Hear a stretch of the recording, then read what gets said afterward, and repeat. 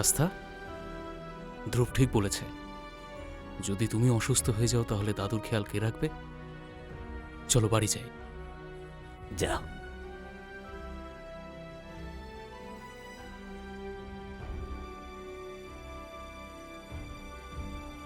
সুমিত, আমি যেটা শুনতে পেলাম তুইও কি তাই শুনলি?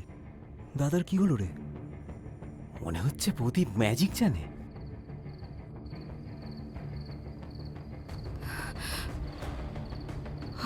হে ভগবান, প্লিজ আজই মনস্টারের হাত থেকে বাঁচাও। তোমাকে 101টা নারকল দিয়ে পুজো দেব। প্লিজ আজকে বাঁচিয়ে দাও।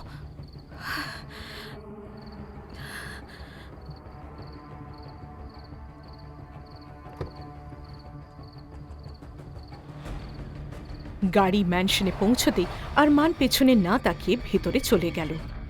ওদিকে দেব গাড়ির দরজা খুলে দিল আস্থার জন্য।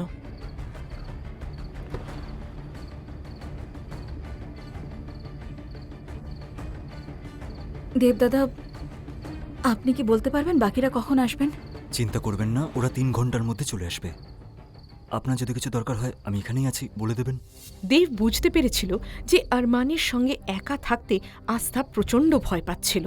ও ভারী মন নিয়ে ম্যানশনের ভেতরে পা রাখতেই একজন পরিচারক তার কাছে এগিয়ে এসে বলল, ম্যাম, আপনাকে স্যার রুমে ডেকেছেন। আস্থার গলা শুকিয়ে গেল সেটা শুনে। ও নিজেকে প্রস্তুত করতে শুরু করলো ওই ঘরে ঢোকার জন্য, যেখানে ঠিক 1 দিন আগে ওর ওপর গুলি চালানো হয়েছিল। ওর নিজের দিদার কথা মনে পড়ল, আর তারপর আরমানের ঘরের দরজায় ও নক করলো। দরজাটা নিজে নিজেই খুলে গেল। ও ভাবছিল ঘরের ভেতরে ঢুকবে কি ঢুকবে না, কিন্তু ইতিমধ্যে একটা ভারী গলা প্রতিধ্বনিত হলো। সারা রাত কি তুমি ওখানে দাঁড়িয়ে থাকবে, নাকি আমাকে আনতে হবে? ভেতরে এসো। আস্থা ভেতরে ঢুকল। ঘরটা মৃদু আলোয় ভরা ছিল। সোফায় বসে থাকা আরমানের চোখ যেন শিকারীর মতো চকচক করছিল। আজ থেকে এই বাড়িতে তোমার কাজ হলো দাদুর খেয়াল রাখা। এই বাড়িতে তুমি শুধুমাত্র একজন কেয়ারটেকার আর একজন চাকরের মতো থাকবে, এর থেকে বেশি কিচ্ছু নয়। আর মনে রেখো, এই কথাটা আমার দাদু বা আমার বন্ধুরা কেউ যেন জানতে না পারে। আর যদি জানতে পারে তাহলে ওই গ্রামে তোমার যে দিদা থাকে তার যে কি অবস্থা হবে তুমি জানো। আস্থার কাছে আরমান যেন একজন জল্লাদের মতো মনে হয়েছিল। ও মাথা নিচু করে দাঁড়িয়েছিল আর নীরবে নিজের চোখের জল ফেলছিল। আরমান সেই চোখের জল দেখল, কিন্তু তার মন একটুও গলল না।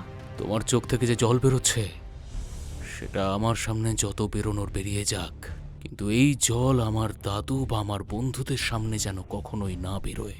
কথাটা মাথায় ঢুকিয়ে নাও, কারণ তুমি জানো যদি এরকম হয় তার ফল ভালো হবে না। গোটা গ্রামের মানুষেরা আমায় এত ভালোবাসে, কিন্তু এই অচেনা মানুষটা আমায় এত ঘৃণা করে কেন? তোমার যা জিনিস আছে তাই ঘরে নিয়ে এসো। এই ঘরে? কথাটার ভুল মনে করো না। এই সমাজের চোখে আমরা স্বামী স্ত্রী, তাই আমাদের এক ঘরে থাকতেই হবে। তুমি এখানে নিচে শোবে আর আমি খাটে, ব্যাস।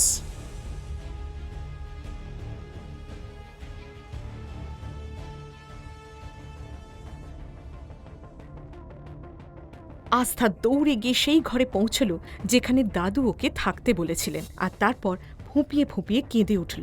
কিন্তু তারপরে আরমানের হুমকি ওর মনে পড়ে যায়। তাহলে ওই গ্রামে তোমার যে দিদা থাকে তার যে কি অবস্থা হবে তুমি জানো। ও নিজেকে অনেক কষ্টে সামলালো। না আস্থা, এভাবে কাঁদলে হবে না। মনে সাহস আনতে হবে।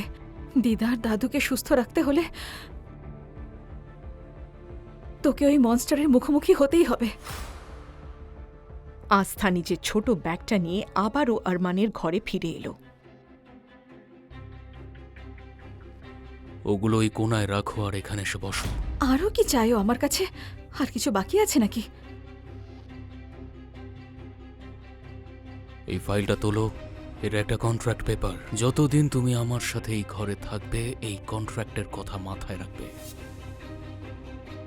এই কথাগুলো শুনতেই ফাইলের ভেতরে কন্ট্রাক্ট পেপারস যেই আস্থার চোখে পড়ল, ও বিস্মিত হয়ে রয়ে গেল। ওর মুখের রং উড়ে গেল। এমন কি লেখা ছিল ওই পেপারসে যা দেখে আস্থা একেবারে হতবাক হয়ে গেল। তার দিদা এবং দাদুকে বাঁচানোর জন্য কন্ট্রাক্ট পেপারসে কি সাইন করবে আস্থা? আরমানের রাগের পেছনে অতীতের কোন গোপন রহস্য লুকিয়ে আছে? এরপর আস্থার জীবনে কি হতে চলেছে? ও কি পারবে আরমানের পাথরের মতো হৃদয় গলাতে? আর শুরু হবে কি এক নতুন প্রেমের গল্প? বন্ধুরা, পরবর্তী এপিসোড আসবে 2 দিন বাদে। আর পুরো কাহিনী এখনই শোনার জন্য ডেসক্রিপশনে ক্লিক করে ডাউনলোড করো পকেট FM অ্যাপ।